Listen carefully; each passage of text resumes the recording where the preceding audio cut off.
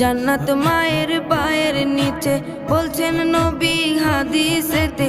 জান্নাত মায়ের পায়ের নিচে বলছেন নবী হাদিসেতে।